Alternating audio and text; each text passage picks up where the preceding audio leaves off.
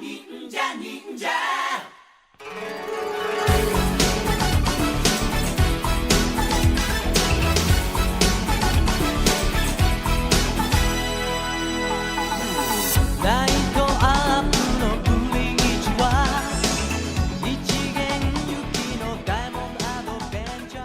to the Super Sentai Brothers. This is episode 35 of A View to a Kakuranger, the internet's best and only podcast dedicated to Ninja Sentai Kakuranger. Every week we watch an episode of the show, we share our thoughts with you, the listeners. My name is Matt J. With me as always is my co-host and brother Dave. Dave, how you doing today, bud?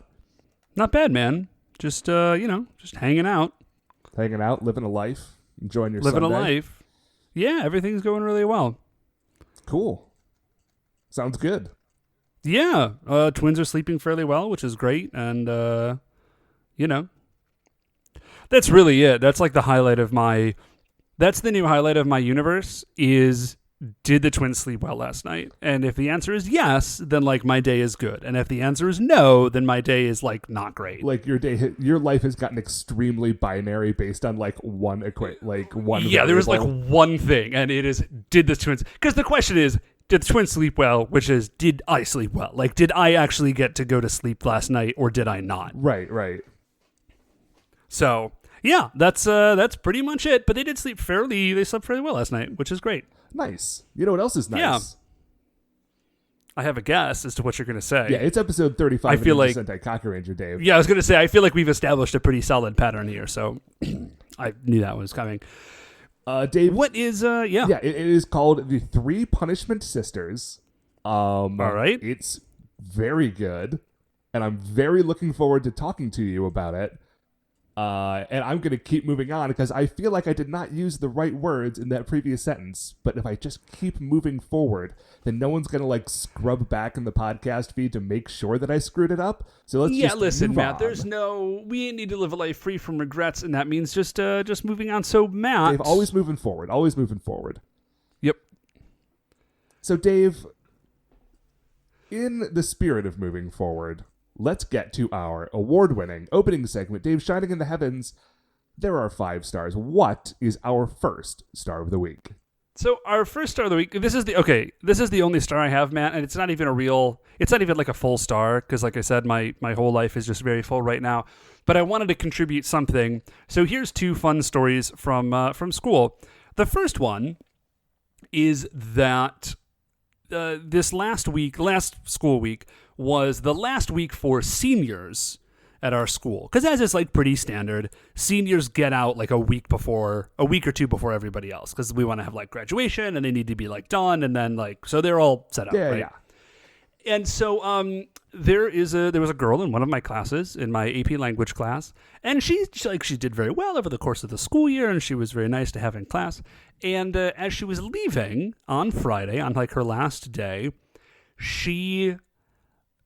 like without saying anything, she just like dropped an envelope on my desk as she was like walking by, in the sort of way where you want to give someone something but you don't know, like you do like not you're want like to be slightly there when embarrassed. they interact with it. Yeah, exactly. Like you're like embarrassed because that's like who you are as a person. Because I shouldn't say who you are as a person. Everybody's embarrassed about that sort of thing. And so she just drops it on my desk, and I open it up, and she had written this like really lovely thank you note about like class and how much she had enjoyed it and how much she learned, and like, oh, how nice, Mr. J, you did like a great job and you're like one of the best teachers I've ever had, and all of this stuff. So yeah, it was really nice to get like just that little hit of like affirmation. Like a person that I taught turned around and said like, yes, I'm like glad that you are my teacher and like you did a great job and I learned a lot. So that was really cool. That's very nice, Dave.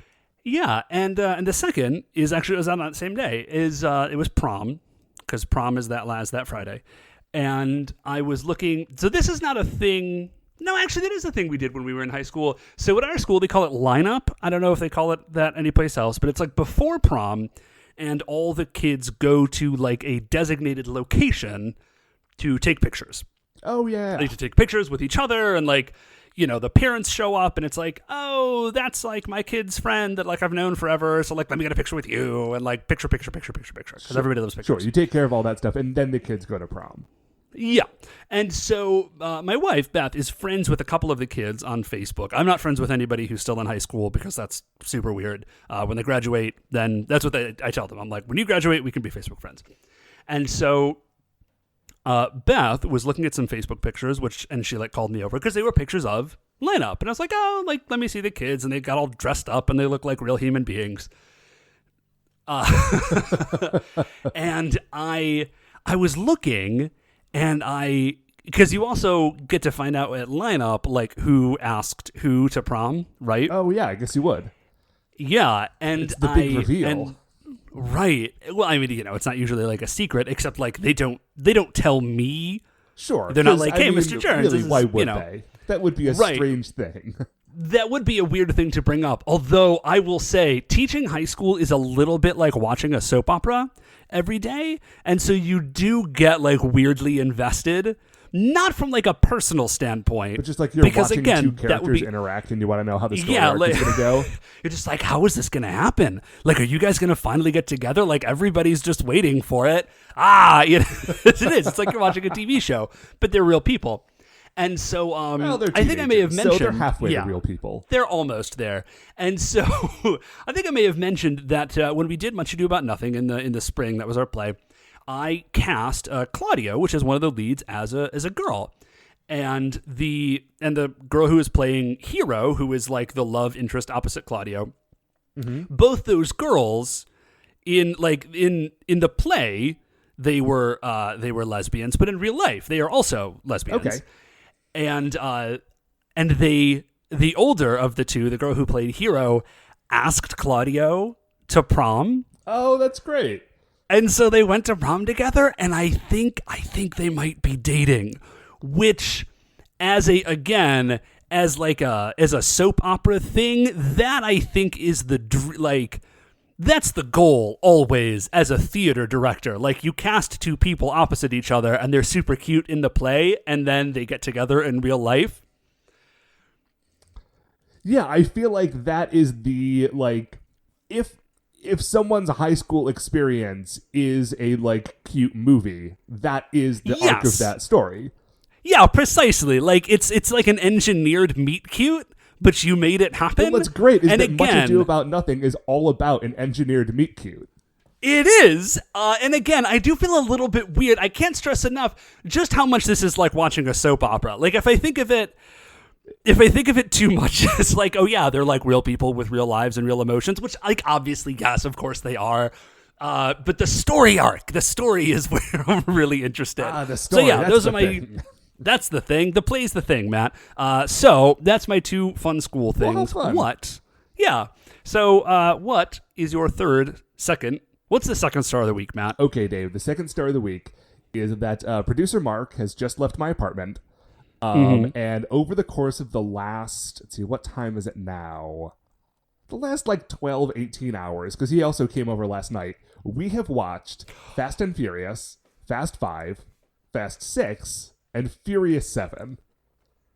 Okay, I'm really glad to know that producer Mark was over at your place last night, because I know that he had to work that, like, yesterday, and he was not back home like at midnight, which is when I went to bed, and I genuinely thought that he was just stuck at work all night. That he had been like stuck at work for like 16 hours. It was just like, dude, that is rough. I'm much happier to know that he was at your place. Oh yeah, no, it was great. Like, we got like a couple of beers and we ordered some pizzas and we just sat down and watched so many cars, Dave. Dude, that's many cars. Awesome. And okay, here's the thing, because we tried to watch them all sort of like in quick succession, but we got sort of sidetracked because of life stuff.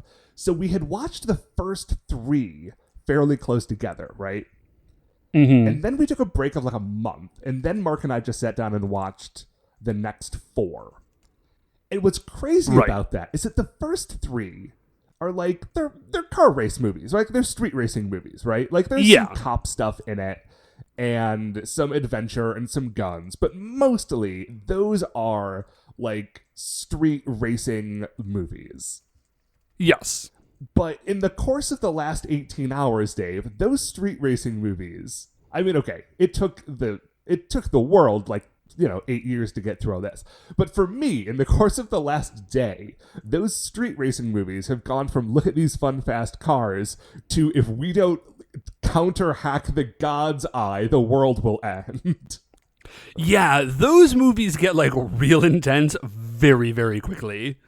Yeah, and so listen, do I have any like new, fresh, hot takes on the Fast and Furious franchise? No, listen. You've probably heard this. The Fast and Furious franchise is over the top and amazing. And also, like, okay, here are the two things that the Fast and Furious movies are good at. They are good at, like, crazy car and action stuff.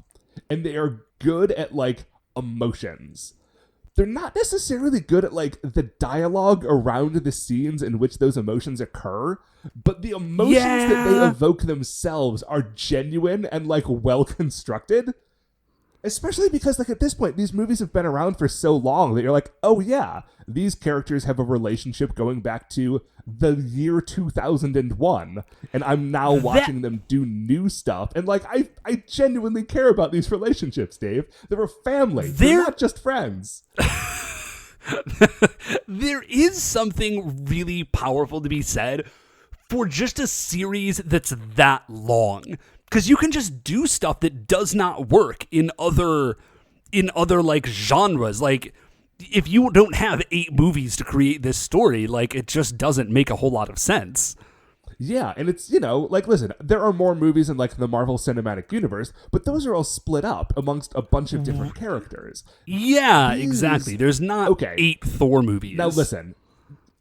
Tokyo Drift is sort of separate from the other ones, but they do manage to tie it in pretty well, actually. Yeah, I was going to say, they pull it back in. And dude, listen, if there's one thing I want for the future of this franchise, it's for the star of Tokyo Drift to come back and be a part of, like, Dominic Toretto's family.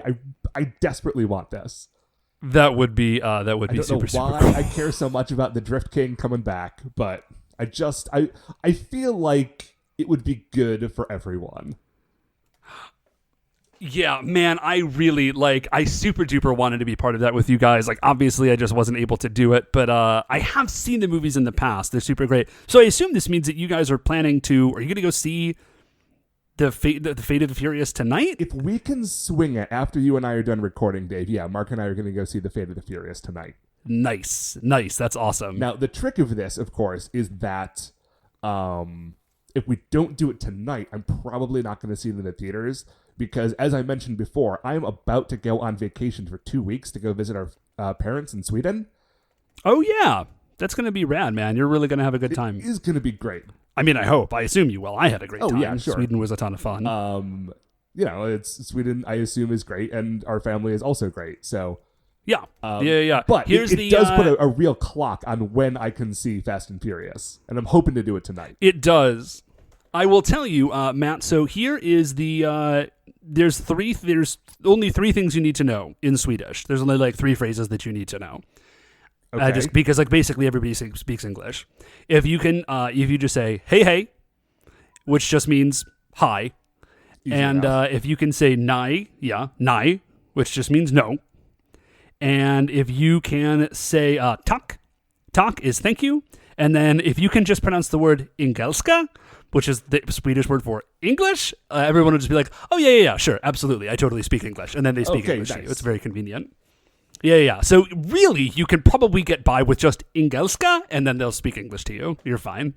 I was trying to do a little Duolingo on that, but I fell off the train. But, Dave, we are not here to talk about my Swedish vacation. We will talk about that the next time we get together, which I should note as a programming note is probably not going to be next week just because... vacation time. Sadly, we tried to get ahead of stuff, but we did. But babies, guys, it's just there's so much baby. So I mean, listen, Dave, if you and Mark want to do an episode while I'm gone, feel free. Yeah, maybe we can make that happen. We'll see. We'll play that one by ear. But what, Matt, is our third star of the week? Third star of the week, Dave, is another thing that producer Mark and I are going to go do. We just got tickets to go see the Mystery Science Theater 3000 live show when it comes to Cleveland in August. Oh, man, that looked so cool. I know. And listen, like, it's tickets. Okay, so here's how it worked. Mark and I were, and other people that we know, but like Mark and I are the guys that I know in Cleveland who did this. We backed the Kickstarter. And backing the Kickstarter meant that we got early access. Yeah, you and like a bajillion other people. Right. Well, we got early access to the tickets for the tour, right? Oh, that's really cool of them to sort of like open that up for you guys first. Yeah, so it was like a 12-hour window in which like we could get the tickets early from like 10 a.m. to 10 p.m. So 10 a.m. to like 5 p.m. I was at work and I didn't really have time and we couldn't figure out like which one of us was going to buy tickets and how many we were going to get and so forth.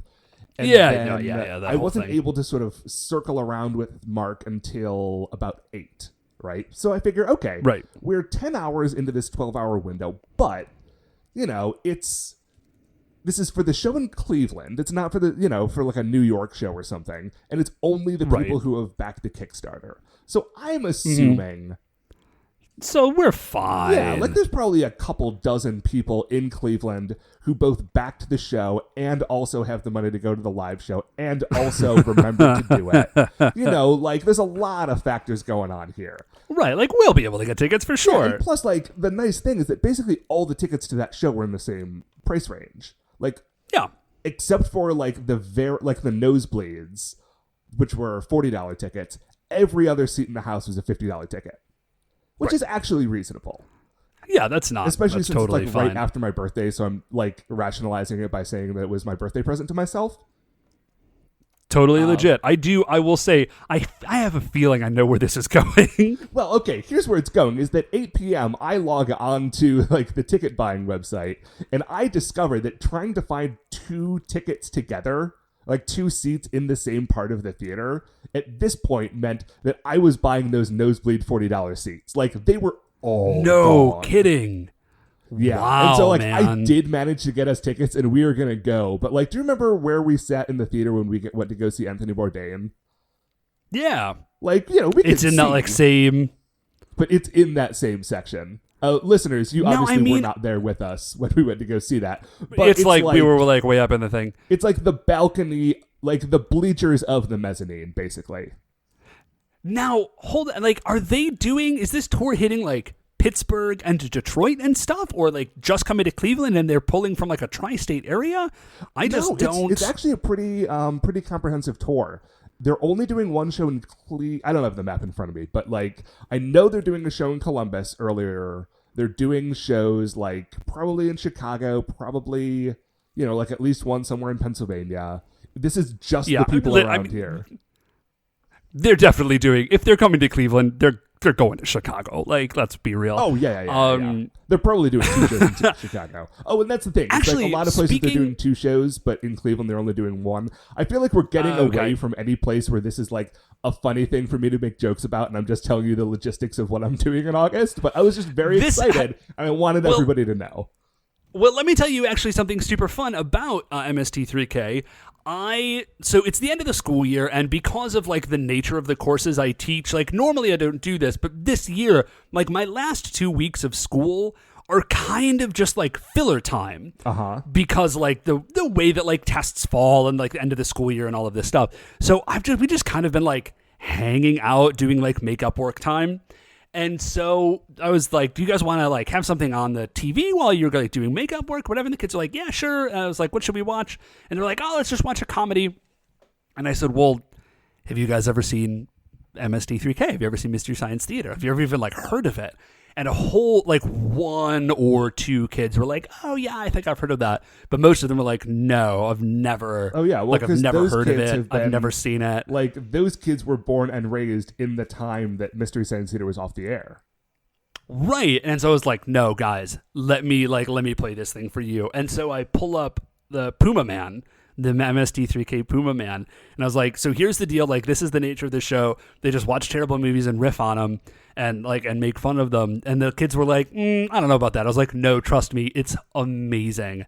And I put it on and I was so gratified because all of these high school kids were like losing it. like about how funny this show was. And it just felt really good. It's just like, no, man, it holds up. It wasn't just like a weird artifact of like a particular time. It's like really genuinely good and funny. Even though I'm sure they get even fewer of the references than we did. Right, but anyways, so MST3K holds up. It's a glorious thing. So what, Matt, is our fourth star of the week? Fourth star of the week, Dave. Very briefly, we had our annual office bowling party. Where the whole office sort of like packs up and goes off to a bowling alley, and we bowl for a couple hours. Yeah, hashtag fun office. Right. And this year, Dave, I remembered how to bowl. Because I used to be okay at bowling, right? So, like, in high school, I took you took a class. Yeah, I took a class at the local community college instead of taking... It's this thing that you can do in Ohio where, like, you take a class at the community college and it counts for, like, college and high school credit. And That's not uncommon. Like, a lot of places have that. Yeah, I figured. I'm giving people some background information.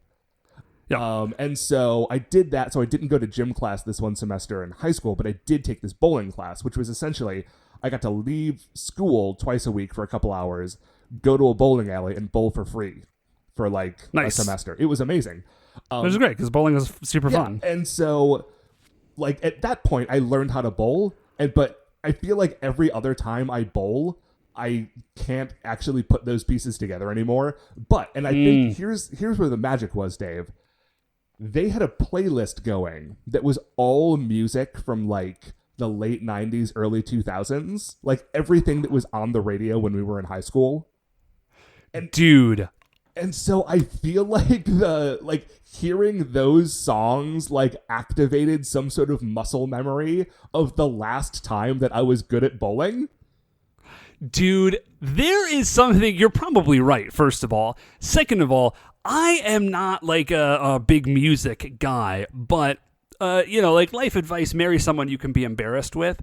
Beth and I, if like we're driving around and it's summertime particularly, because like it doesn't work as well in the winter, like we will put on like 90s like pop radio, like top 40 hits. Not even songs, this is the key, Matt, not even songs that I necessarily liked.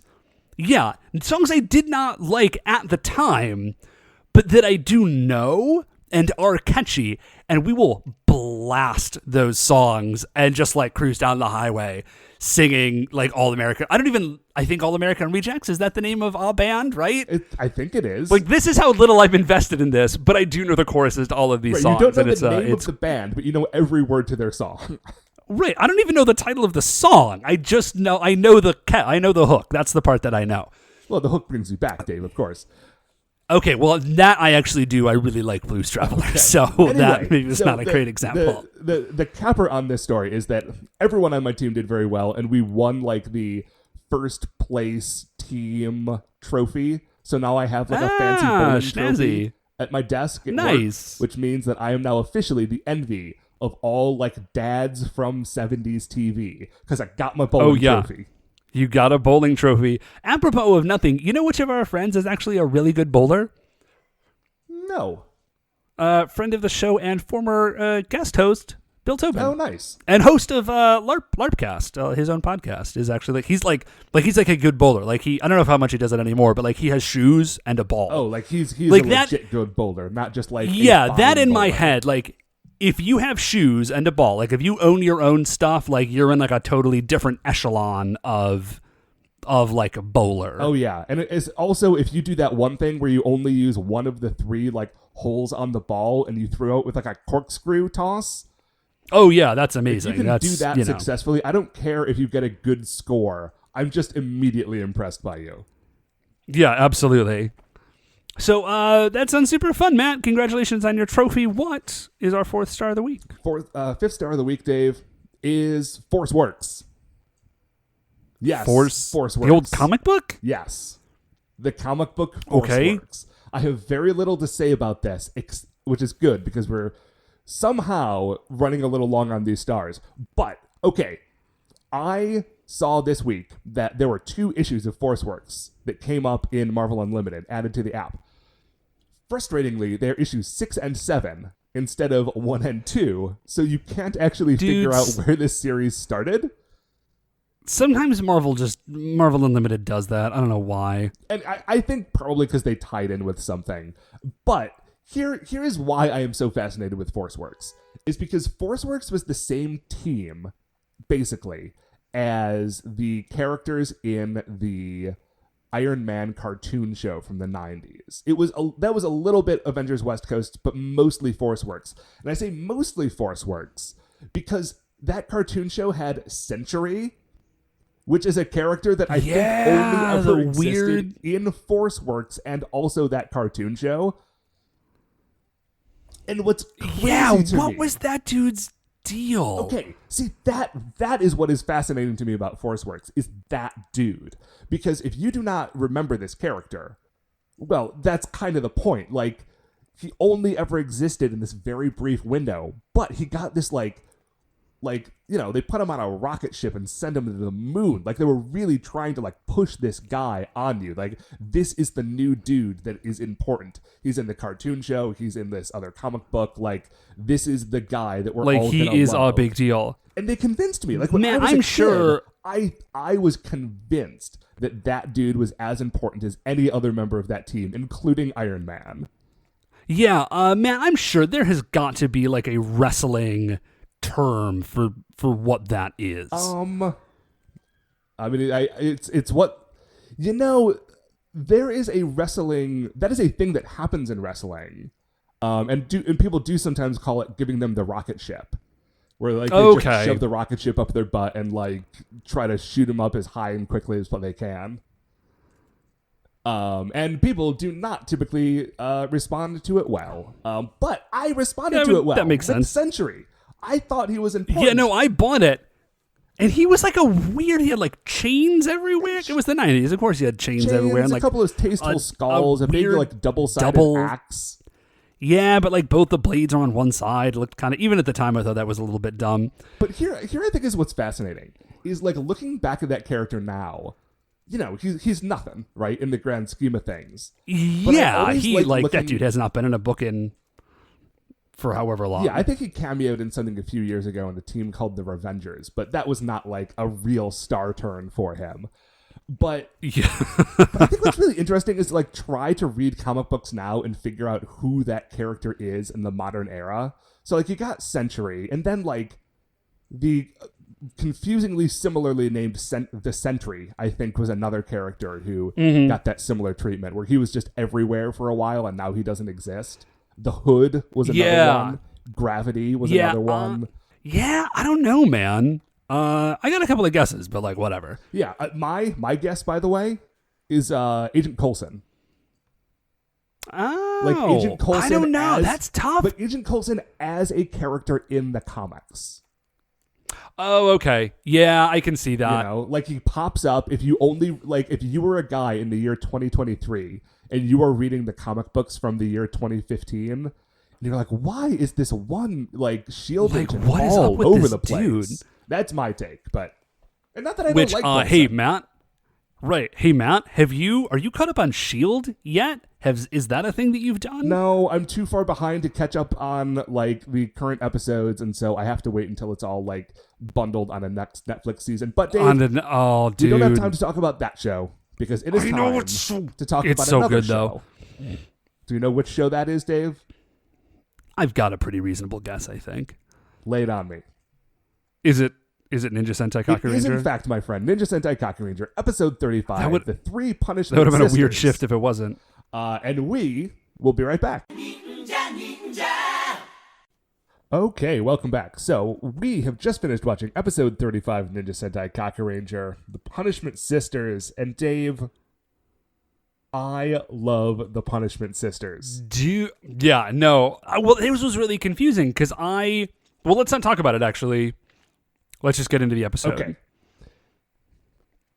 So, as we start off, we have Tsuruhime, and she is like sitting on a beach by herself, pretending to play a pan flute, like super clearly not playing this thing. Yeah, very definitely not actually playing. It is as though they told her, like, hey, play this pan flute. And she said, well, and she just said, well, how does one do that? And they say, oh, well, just hold it close to your mouth and then like look wistfully into the beach. Right. It's a very, I don't know why I felt this way, Matt, but because she says, there's like a little thing. She says, every time the ocean breeze blows through my hair, my heart becomes clearer. And there's this like flute music happening in the background. And for me, it was just very much like a Final Fantasy Crystal Chronicles moment. Yeah, I can see that. Sorry, if you've never played Final Fantasy Crystal Chronicles, it's just weird poetry that doesn't make any sense with like charming and like ambient music. That's pretty much how that works. Yes. And that was such a good game. But it was a really good game, yeah. That is a different show entirely. A show that we don't do, where people talk about Final Fantasy all the time. A show that we probably shouldn't do, because I haven't played most of those games. But back to the show that we do. So she's sitting on the beach, and she hears the whole gang calling to her. They're sort of like off the beach, all sort of hanging out of Nekomaru, waving and calling to her. Yeah, they totally ruined the moment. Like I thought that this was like really going to lead into like a cool contemplative moment. And the guys are just like in the background yelling at Tsuruhime, like, Tsuruhime, we're all ready to go. You good? Are you done musing, maybe? Is that what you were doing? I thought they ruined the moment. I guess Tsuruhime did not, because she just turns around and is just like, guys, I love you. And then she turns around and like runs towards them and is like super happy. So we cut from there to a little kid running to school, and you can tell that she is late because no one else is running into school at the same time. Yes, and it like zooms in on this keychain that she has, which I assume to be significant, but then we can't actually see it because they don't stop her, so they can get like an establishing shot of this thing. All we see is it like jangling around. So like whatever this keychain is, we don't actually know. I don't know why we zoomed in on it, but she runs into school, and at first it seems like there's nobody there. Like, so I think that she's running into like an empty building, and like that's going to be the weirdness. Turns out the weirdness is not that nobody's there, it's that everybody's there, and they're just like totally silent. Yes. Like all the kids are just sitting in their chairs, looking straight ahead, not saying anything. And there's no teacher in the room. Like she runs into the room and sits down and is sort of like looking ahead, but nothing else is happening in the room. So because she's a little kid and she can't sit still for more than like 3 seconds in those sort of circumstances, she turns to her friend who she sat down next to, and she pulls the little charm off of her backpack. And it's a little like, was it a cow? Is that what that was? Yeah, it's a little cow. It's a cute cartoon cow. And she sort of does this fun thing where like she has the charm like jump up the arm of her friend as though it's like a little cow running up her arm. It's like, hey, hello, how are you, friend? Let's have a fun school time together. And then her friend turns to her and is like, oh, you're not wearing your talisman badge? You're not wearing your Kama badge. And the little girl, whose name we will find out later is Hanayo, is like, excuse me now? And then things get real weird. All of the students in the class stand up, turn around and face her, and then just start saying comma, comma, comma, comma, comma all over again. And if you, in your head, just finish that out by saying comma chameleon, then you are exactly like me. Oh, I missed that. And so it's really weird. It's very much like, it's super creepy. All the kids are just repeating this over and over again. And the little girl, Hanayo, is very confused, obviously. And all of the kids start like walking towards her, and she drops her little keychain, and then her friend, whose name is Megumi, steps on it as like it doesn't break, which I thought was really funny. Like obviously it's meant to be like, crush this keychain, but I guess it's just like hard plastic, and this little girl is not heavy enough to actually break it. Right. Like so she just walks over it. Like if this were an anime, clearly that thing would have broken into 1,000 pieces. Yeah, and then Hanayo just runs away, and I guess these kids are all like mind controlled, so they can't run. Everybody, if you're mind controlled, you can't run. No, that's and important. So she just mind controlled people can be convinced to walk in a particular direction, but only very slowly. Yeah. So we go from there, and we see Nekomaru, and Nekomaru's just driving down the road, and it's like what looks like some kids like run in front of it. So Tsuruhime, who's driving, like brakes really hard, and she like pops out because she sees whoever it is that has run across the road in front of Nekomaru is like moving. Right. They're not just like jogging. Yeah, they're like ninja moving. They're like running, jumping, climbing trees. Doing some sick flips. Yeah. And so Tsuruhime is like, whoa, what's going on? If they're ninja and they're not us, like they're definitely bad guys. So she starts chasing them. She can't actually catch up, except like when these two other people like jump over a fence. As they are jumping over, like in that moment that it takes them, Tsuruhime like launches some shuriken. So the shuriken hit the fence, they explode, the two people land, they pop up, and it's two girls. I shouldn't say girls, two young women. Definitely older than I thought. Like I thought they were going to be kids. They're actually around Tsuruhime's age. Yes. Well, significantly, they are probably almost exactly Tsuruhime's age. Because they turn around and they're like, hey, who are you? How dare you like interrupt our investigation?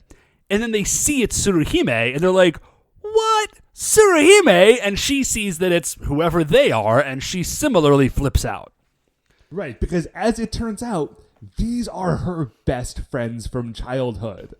Yes! They're like, and they are also from a ninja family? Okay, Dave. Remember when we were preparing to talk about this episode and I told you that I had some very exciting news? Yeah, very briefly. Okay, here's the jam. These are not just Tsuruhime's old friends. Okay. So the actress who plays Tsuruhime, like a year or two before Kakuranger, was in a different show that Toei made called Yugen Jiko Sisters Shushutorian. Okay. And it was like Tsuruhime, like the actress who plays Tsuruhime, and these two actresses. And it is a show about these three characters as like a ninja team.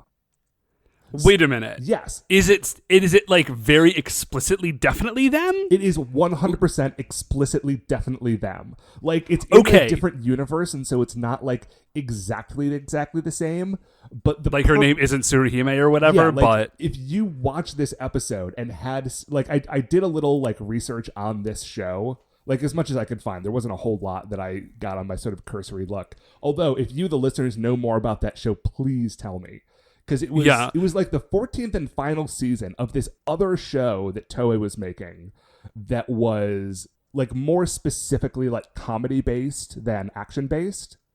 Okay, Matt, this is incredible because like later on in my notes, like okay, you've a tiny bit spoiled it, I guess. Like yeah, like they are Tsuruhime and these two girls are like a ninja team. I wrote down, I was like, this is incredible. Why is this not just the show? Like, why can't I just watch a show about these three? And you just told me that I can. So maybe what we will... Okay, I don't want to like commit to this too hard, but if we can't find anything else to do, maybe I'll just try and find an episode of this show and review that for you guys, because this looks amazing. Yes, hey, if you can find a show, if you can find an episode of this show, I would love to hear about it. So there are things in this episode that you've already noticed are like kind of weird, like Tsuruhime starting with like, and a lot of this is speculation on my part, but like Tsuruhime starting the episode like at the beach with like a monologue and this pan flute, like saying these weird, there's like, definitely bits. Like something going on. That definitely, once I knew that felt like, oh, maybe that is something that was in the structure of the other show. Right. Like, that's got to be a callback to this other thing. Well, I tell you what, like, let's not worry about it too much, but if we can find an episode of this and watch it, like, we'll check back. Yeah, so going forward, sort of, as we're talking about this episode, like, keep in mind that this is also, like, a fun reunion show for these other three characters. Yeah, so the other guys show up and they're like, Tsuruhime, like, what's going on? And she's like, oh, these are like my two besties from way back. Like, we were ninja schoolgirls, like, back in the day. We used to punish bullies.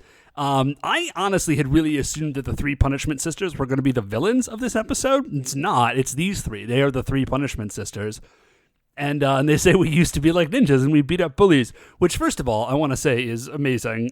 Second of all, I love the idea that, and I guess this is actually like a super anime thing, that they're just ninjas, but that like they do their ninja training in their off time and that they do just go to like a regular school wherein they would have problems with bullies, that they would use their ninja powers to like reprimand officially. Absolutely. And I also love finding out stuff where like, a character on a team had like a secret superhero background prior to being the superhero that you know them as.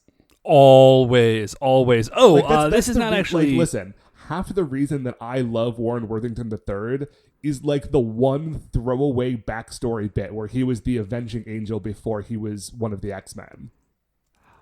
Yeah, I actually always forget about that, but that is definitely a thing. It's super irrelevant to almost every story he's in. This is apropos of nothing, except, I mean, it's in the episode. They do have some new outfits. Well, Tsuruhime doesn't, but Sasuke definitely does. Yes, I was going to talk about these. Why don't we break this down? Yeah, just thank goodness. I got to be honest, man. I don't remember a whole lot of details about the outfit, except that the shorts are gone. Well, okay, which is just a balm to my soul. Those shorts are gone. He is still wearing a pair of shorts, which is strange. Okay, these costumes that they're wearing now, or the outfits rather that they're wearing now, because Sasuke's got a new one, Saizo's got a new one, and Jiraiya has sort of a new one. I think a little bit, is not just totally back to his original outfit. Yeah, actually, I think he is. You're right. Because I think what's happened is that now they're into the fall, and so like they're starting to dress a little bit more warmly. That makes sense. So Sasuke is still wearing a pair of shorts, but now it's just regular shorts. He has gotten his like multi-plaid like vest thing back, but instead of wearing 3 or 4 other plaid shirts underneath, he's wearing a single color like bright red button-down shirt with the collar turned up, and it's unbuttoned like halfway down his chest. Yeah, it is. Sure, he does have a headband on. I think a couple of headband. necklaces. Oh, I thought, man, okay. No, sorry. I've watched this episode twice, and I tried to pay particular attention to this. To the headband, notably. Well, because his hair in this episode is like really like there's a lot of volume to it. He looks good. He's having a good, I feel like he Sasuke, conditions. as he has leveled up his ninja skills, has also leveled up his like handsome skills. Style game. He went through some dark times. Went through that Shorts Valley, and now he's out the other side. Yeah, the master of 2 worlds. Yeah, so, nice cut. Thank you. Saizo is similarly like, it's kind of his original gear. Actually, it's kind of just like a palette swap on what Sasuke is wearing, except he has full leg like pants on. But his shirt also is super unbuttoned. Right. I really dig that they look very similar because they're like best friends and they kind of dress alike anyways. Yeah, and Jiraiya is basically wearing what he has been wearing, like the khaki pants and the black tank top, but he's also wearing this sort of like army green jacket with the sleeves rolled up. Yeah, I am always, maybe this is small on me, I'm always a little bit bummed out that Jiraiya doesn't just wear his like American national parks like hiking outfit, which is just like the plaid shirt and the vest and the hiking boots. I really dig that outfit because it's such a specific look. I did like that. And it's also in my head, it's very American. Well, I mean, it's not quite as American as the very first time we saw him in a cowboy like outfit with a hat and a gun on rollerblades. Well, listen, Matt, some things are just too beautiful to live, and we have to recognize that, like, that's the world that we live in. Okay, so I'm sorry, where were we in this actual episode? Because we have gotten pretty off track. We just had met the 2 sisters, and we actually flip. We flip in the narrative here. We go over to our villain for the week, which is Kama Itachi, and Kama Itachi is it's like a whirlwind yokai. Yeah, the old picture looks like a sort of like a weasel with razor sickle hands. Yes, so he's not a whirlwind yokai per se. I actually looked this dude up because he was featured in that book that a friend of the show, Nick, got for us. Ah, cool. So here is, at least according to that book, here is the jam on Kama Itachi. He's like a weasel with like hook razor blades as hands and feet. Okay. And Kama Itachis tend to like attack you in threes, where they are carried by a strong wind and blow past you and sort of knock you over. Where the first one sort of knocks you over and the second one slices you up very, very badly. But then the third one like heals you most of the way. And so you still have a few like cuts and scrapes, but you're mostly fine.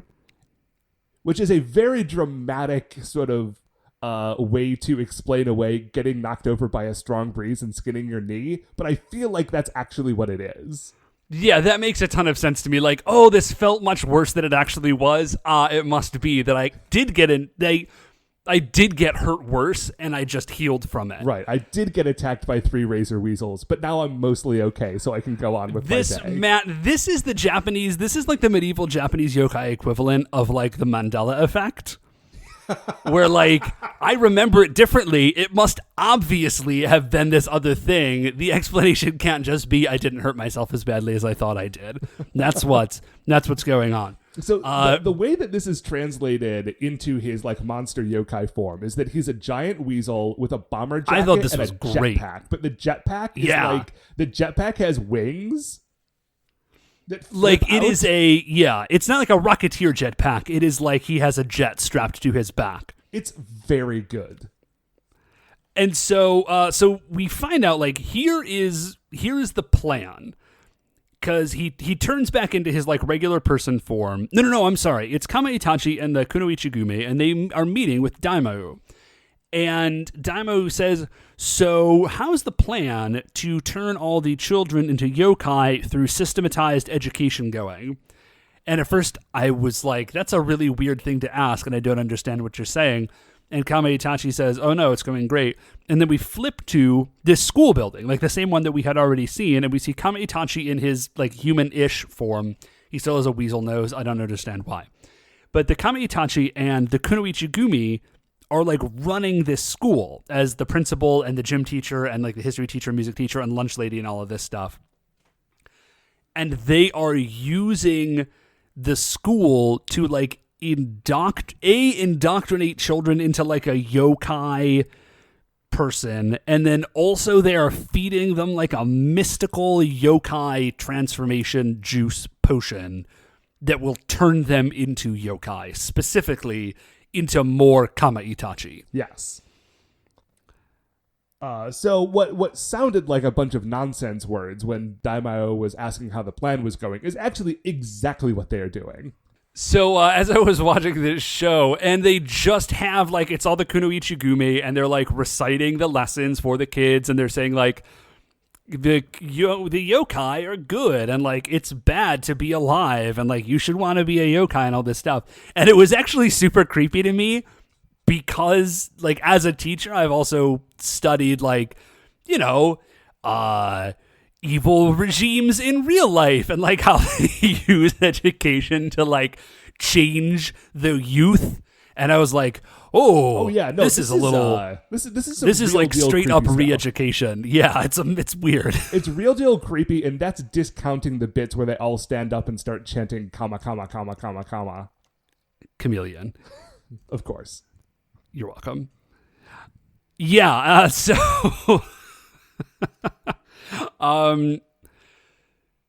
Sorry, Matt, I totally lost my train of thought. I got knocked off onto this like weird tangent about like terrifying real world re-education camps. Oh, well, if you're worried about terrified re-education camps, Dave, what you should also be worried about is the next thing that Daimao says, which is after we figure it out here at this school, we can then take this process and do it all over the country.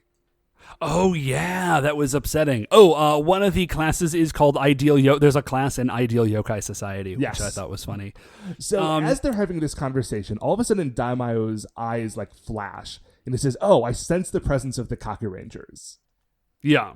He says there's something going on here. And we flip out, and we do in fact see the Kakurangers outside. And they're poking around, and they're like trying to figure out like what is going on. Right, because at this point, they really only have the reports of the little girl who had run away, so they don't actually know what's happening or if anything is really happening.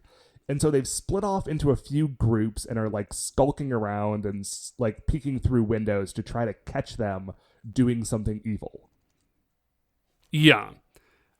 So and they're actually not paying super, super close attention because they're just looking in and they're like, oh, well, I guess it's like a class that's happening.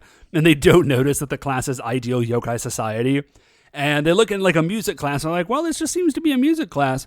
But the words of the song that the kids are singing are like, I'm so sad. This is all miserable. Like, why do I have to be alive? I wish I were dead or something. Oh, were they? I did not catch that.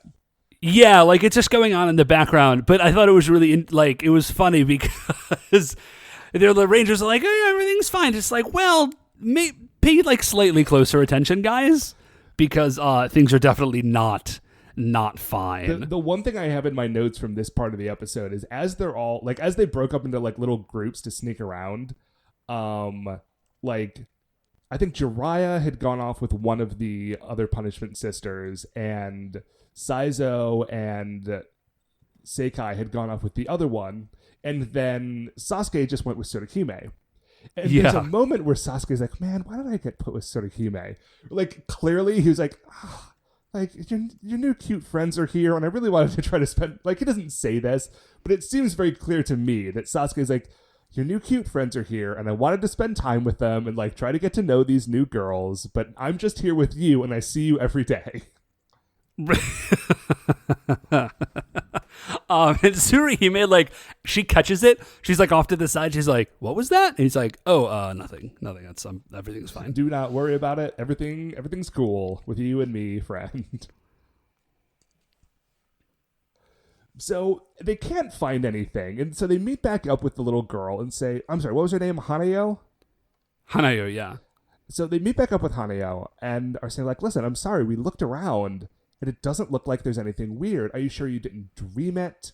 And then one of her sisters, who I don't know if they're actually sisters or if they are sisters in the same way that they are sisters with Tsuruhime in like a sort of... I get the impression like, that they are actual... friends, our family like, sort of way. No, I think that they are actual literal sisters. Okay. So, like, hey, did you just like make up a lie about this to get out of skipping school? And the kid obviously is like, no, of course not. And she's like, furious. No, that's an insane thing to ask me. Like, also, see, this is why it makes sense to me that they're actual sisters, is because, like, this seems to be, like, a very sibling thing, which is a crazy thing for these older sisters to ask. It's like, hey, you guys are, like, from a ninja family? Maybe, like, when your little ninja sister says something that is, like, weird and that, like, a bunch of kids are, like, seem to be possessed by, like, an ancient evil spirit, like, maybe don't assume that she's just doing it to, like, get out of school. Right. But they do because, you know, sisters sometimes. The little girl runs off and all of the, like, not adults, but, you know, like the Kakurangers and the other punishment sisters are all looking at each other like, well, that's, you know, kids, right? What are you going to do? When all of a sudden you hear a scream from off camera because Hanayo has been, like, grabbed by Kama Itachi and the Kunoichi Gumi. By the way, I just want to let you know, I said it right that time. I just want to call attention to it. Now we can move on. So Hanayo is grabbed by the Kunoichi Gumi, and like they all sort of like run up, and they kind of see what's going on. Like they recognize, like, oh, this is what's up. So now here's the crazy thing about this. Can I interject for a moment, Dave? Yeah, no, go ahead. We've just spent the last, like, 5 minutes where Daimyo, like, saw the Kakurangers coming and then told everyone to, like, you know, obviously, like, they were very specific, like, being cool, you know? They weren't, like, actively transforming people into Kama Itachis. They weren't doing, like, specific yokai stuff that you could see through the window. Like, they were clearly doing that to throw them off the scent, right? Right. And then immediately afterwards, like in the next scene, they're like, oh, by the way, we are like all evil yokai and we have captured your like little girlfriend here. Your little friend who was a girl. There's not a whole lot of commitment to the bit of like of secrecy. They're like, oh, you found out, here's the evil plan. And so Kama Itachi, he like flips back and he turns into his like yokai form.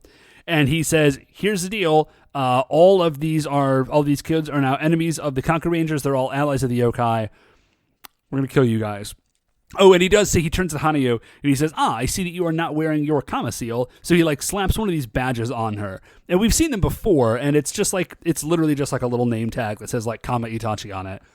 but this is like the mind control vector. Yes. And so, also, he has summoned a bunch of these kids to stand in between himself and the Kakurangers, like, as a human shield. Oh, yeah. He definitely did do that thing. So now Haneo, like, joins that line of children, and he commands them to all go attack the Kakurangers. And they just start running over it like they're little kids, but they've been, like, yokai powered. Yeah, well, and also I think the Rangers are, reluctant to, like, Kaku laser a little kid. I mean, that's probably for the best, but... Yeah, let's be real, like, we'd not want to... Anyways, so the kids attack, and then, like, the Kama Itachi just, like, blasts the Rangers, and then commercial break, and then the Rangers have escaped. Like, they're all just standing by a river. There's literally zero resolution to that fight. Yeah. So they're standing by this body of water. It's a river or a lake or something. And the only reason I mention that they're standing next to it is because we see leaves falling into the water.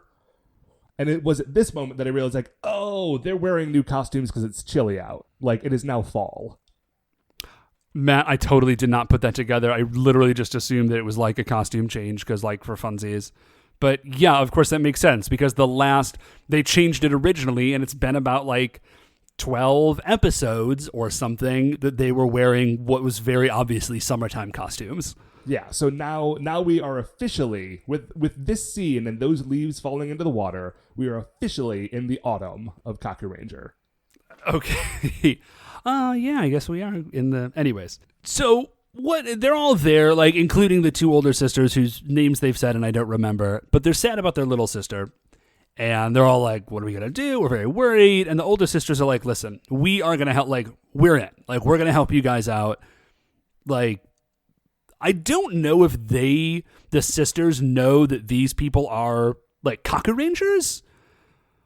Oh, that's a good point. Because they haven't done anything explicitly, like, Kakuranger-y yet. But they definitely have, like, demonstrated ninja aptitude. So they think these are other people from a ninja family. Yeah, that's the impression that I get. Because, like, later on, when they turn into the Kakurangers, I think these two sisters are like, oh, no way. Like, wow, that's pretty, like, that's impressive. Or, I mean, but the other possibility is that, like, these two are friends with Tsuruhime, and Tsuruhime was definitely raised, like, her dad was a Kakuranger. She was raised to be a Kakuranger. If those three were having, like, adventures as a kid, they probably know that Tsuruhime is one of the Kakurangers by this point. That's a really good point. I actually had not thought about that. But they say, like, listen, we're in, like, it's our sister, and, like, obviously this is really bad. Like, we are going to help you guys out. And they're like, all right, cool. Going to revive the Punishment Sisters. Yeah, and oh man, like, we're gonna get into it when we get there. It's gonna be so good. So the next scene is that it's the Kakurangers just by themselves, not with the sisters, kind of like ninjaing in the school. They're in their, like, not Hengade forms, but they're in their ninja costumes as they're rolling through the halls, and then they get trapped. Like a cage, literally like a cage drops from the ceiling, and they are trapped in the hallway. It's a school hallway. It's full of windows that they definitely could get out of, but they're trapped. Well, they don't want to make this... Listen, budgets are tight for schools everywhere, and they know this. They don't want to have to start making these schools pay for all new windows, because they're probably already going to be doing some damage. Dude, do not even get me started on school budgets and school cuts. Guys... So, they are trapped in a hallway, and they are fighting with the Kunoichi Gumi, who have just arrived. Yeah. And so, like, fight. Like, it's, they're just kind of fighting. And then we see Kama Itachi is watching on the closed circuit TV. Like, he's watching on the school's security cameras. Yeah, and he is loving it because the Kakurangers don't seem to be doing well in this fight. He's like, those guys are nothing. Like, we got this. And so he calls the kids. Like, he uses the badge to, like, summon the children to attack. And so the school doors open up and the kids come out. And they come out and they're just standing there for a second and they're like, Kama, chameleon. Yeah. And then they all get their, like, evil juice boxes, which is how this like, evil potion has been distributed. And then they turn into, like, half Kama Itachi. Like, they're definitely still little kids, but they've got tails and, like, weasel, badger, weasel, weasel masks, and then instead of hands, they just have like these like hook claw things. Yeah, but then like other than that, they're totally unchanged. It's actually more creepy than if they had just all turned into yokai. Yeah, because if they had just turned into like, you know, a bunch of costumed, like if they had turned into like Dorodoros, it would not have been creepy, right? But since they're still obviously the kids in like this half transformed state, it's real weird looking. Yeah, it's very, very odd. And so they like start to attack and they kind of start to close in on Tsuruhime, and they're like pressing on her with her claws, and Kame Itachi's like, yes, this is amazing, like that White Ranger ain't nothing, she's got no heat. And so they say like finish her off, and they all move in, and you know Tsuruhime is crying for help, and the other Kakurangers are trying to get to her, but they can't because the can't do it. Kunoichi Gumi are there, yeah. And then as Kame Itachi is like in his office, the window shatters and like a shuriken flies through it, and it blows up his badge, like his Kame Itachi, like his master badge, I guess. And then it explodes, and then all the kids are like freed from mind control, and they turn back into regular kids. And he's like, "What's going on?" And it turns out that the Tsuruhime that was outside was like a paper doll transformation. It was awesome. Yes. And the real Tsuruhime was outside, like, I guess waiting for him to show his hand, or like waiting for the, like when he like dropped his guard or something. Because they just say like, this is the, like, ha ha ha, we got you. Like Tsuruhime was outside and now we're going to finish this. Here's my theory about this is that they were waiting for him to use that badge to like control the kids so that they could figure out how he was doing it so they could destroy it. They never actually that makes say sense. that, but that's what I think makes sense here. So Kame Itachi like runs outside. He's furious. And he's like standing on the ground, and then we flash up to the top of the school, and it's the ninja schoolgirls. It's the Punishment Sailor Sisters is what they call themselves. And this is awesome. I don't know if it's more or less awesome knowing that they had a whole separate show, but they have like a whole pose thing that they go through. They have like a whole intro theme where like they like talk about themselves and like, we're the Punishment Sailor Sisters. Maiden's Purity, White as Snow, the three sisters sparkling in the moonlight. What was the third one? Fly paper cranes blossom like the flowers.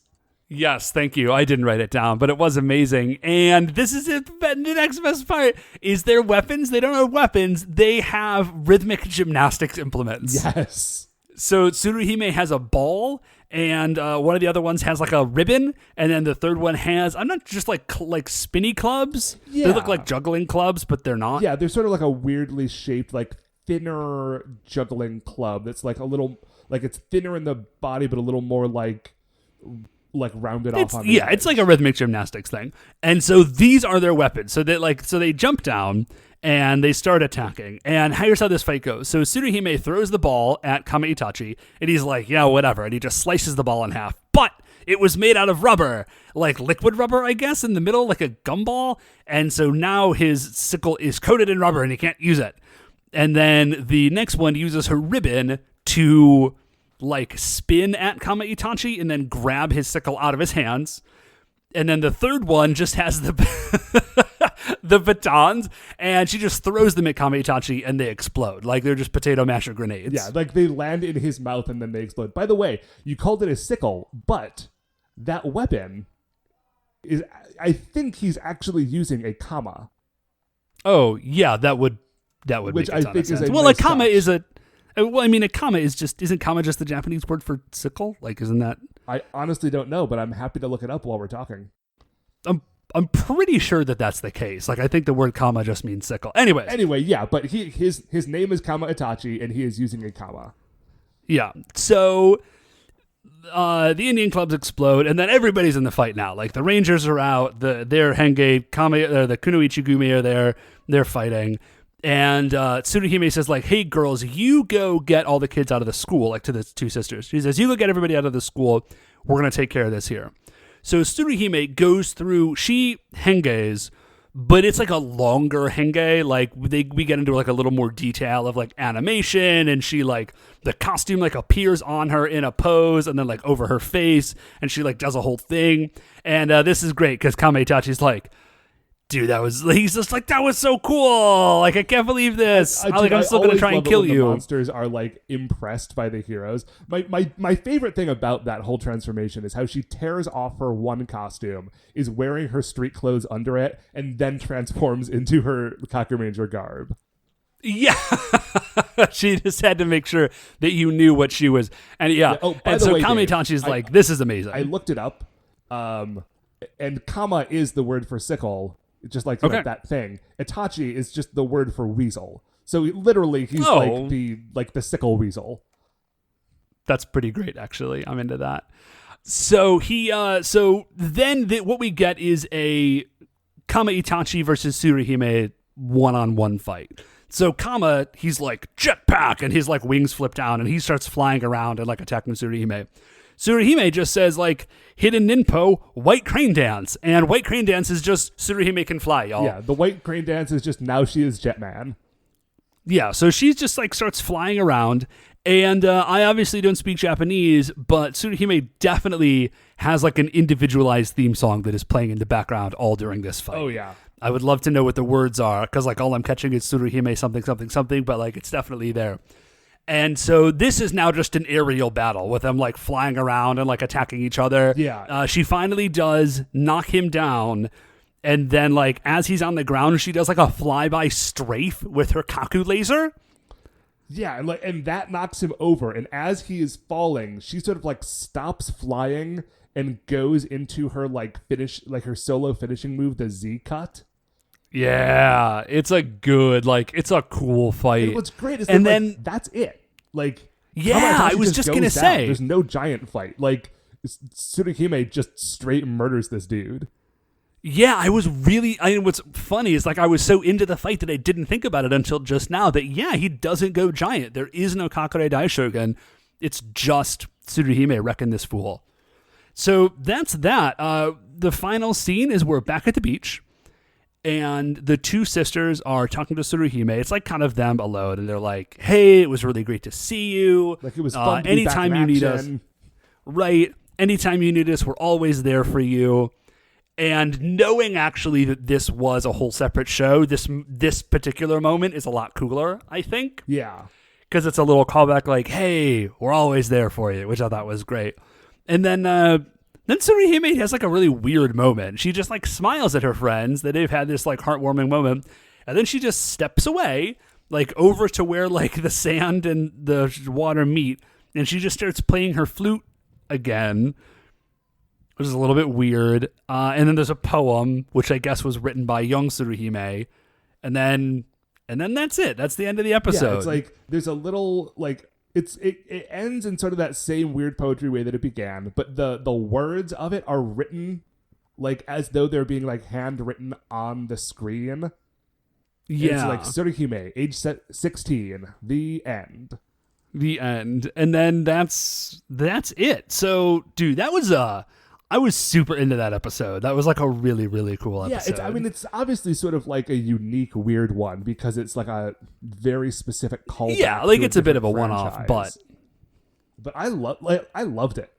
Also, apparently that show, the show that they were all on, did have a crossover episode with Ultraman. Huh. So if we're gonna try to get back into like the Crisis on Infinite Dans to like create a joint universe for all of these different franchises. Like, yeah, we gotta I try and like figure out what's going on. Part of that puzzle. Yeah.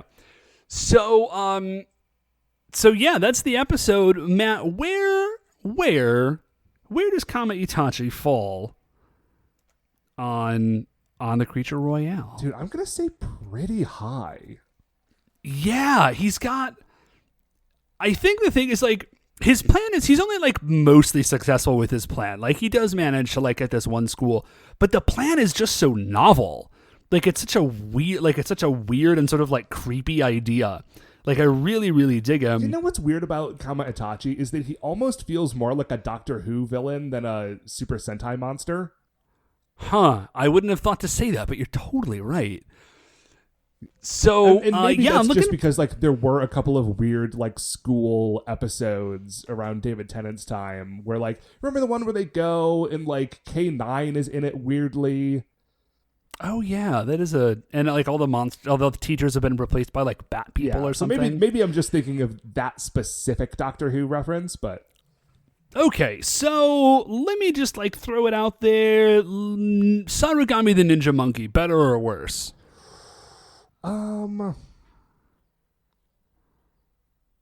Just as a design, I think Ninja Monkey was better, but as like a full, okay. I think that's a good place to start looking, actually, because it's an interesting comparison, right? Because they're both cool looking monsters.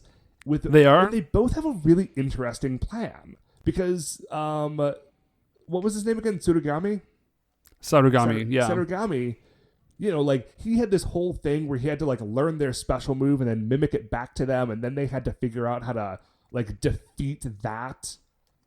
And he was sneaking around and pretending to be the leader of this dojo and getting them to sympathize with him.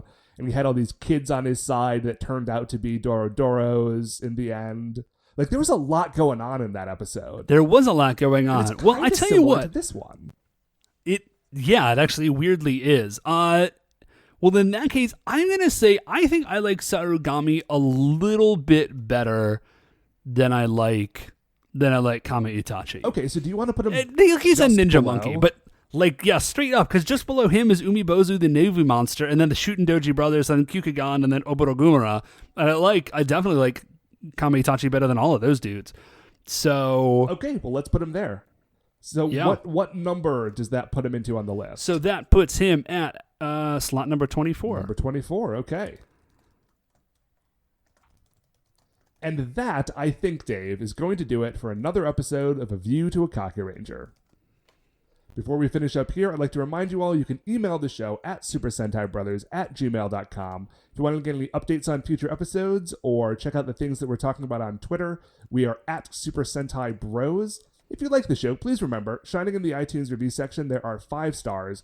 Rate, review, subscribe on iTunes. That's what's going to help new people find the show. Super Sentai Brothers are a production of Retrograde Orbit Radio. If you would like to listen to any of the other great Retrograde Orbit Radio shows, you can find them all at retrogradeorbitradio.com. Once again, we're the Super Sentai Brothers. I'm Matt. I'm Dave. And we'll see you next week, or perhaps the week after, for the greatest show on Earth.